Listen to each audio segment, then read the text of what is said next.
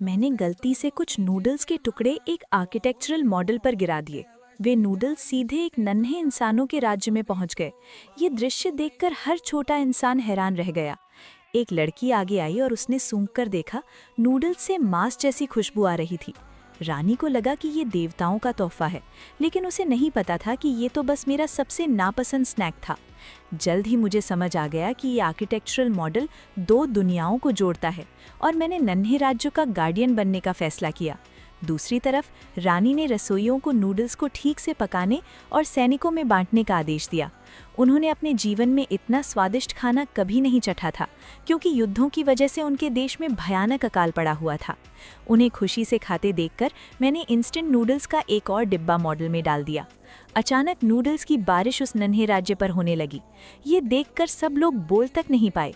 कुछ ही देर में पूरा विशाल राज्य इंस्टेंट नूडल से घिर गया और अकाल की समस्या खत्म हो गई। लेकिन दुर्भाग्य से इसी समय दुश्मन सेना ने अचानक हमला कर दिया। राज्य पर कब्जा होने का खतरा पैदा हो गया। रानी ने अपने राज्य के साथ जीने मरने का फैसला कर लिया। ये सब मैं देख रहा था, इसलिए मैंने मॉडल की ओर एक हॉर्न फेंक दिया। हॉर्न ने दुश्मन का रास्ता रोक लिया। उन्हें लगा कि वे किसी भयानक राक्षस से टकरा गए। मैंने हॉर्न के जरिए उन्हें चेतावनी दी कि अपनी सेना वापस लें, वरना अंजाम बुरा होगा।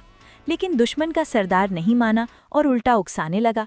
तब मैंने अपने लाइटर से जुड़े इलेक्ट्रिक स्टन गन का इस्तेमाल किया और उसे कड़ा सबक सिखाया। ये देखकर बाकी सैनिक डर के मारे इधर उधर भाग गए, लेकिन वो घमंडी बूढ़ा आदमी अब भी नहीं माना। उसने आग लगाकर नन्हे राज्य को जलाने की कोशिश की। तब मैंने बिना सोचे समझे फायर एक्सटिंग्विशर का इस्तेमाल किया। ये देखकर वो बूढ़ा आदमी सन्न रह गया। उसने अपनी जिंदगी में ऐसा अजीब नज़ारा कभी नहीं देखा था। अगले दिन उसकी बेटी रानी से बदला लेने आई और अपने साथ कई कीड़े मकोड़े लाई, ताकि पूरे राज्य को खा जाएं। ये देखकर मुझे अपनी हाल ही में खरीदी हुई कीटनाशक दवाई याद आ गई। मैंने उसका नोजल मॉडल की तरफ कर दिया। अगले ही पल पूरा नन्हा राज्य सफ़ेद धुएं से ढक गया। महिला द्वारा लाए गए सारे कीड़े खत्म हो गए। आखिरकार रानी को यकीन हो गया कि देवता सच में मौजूद हैं।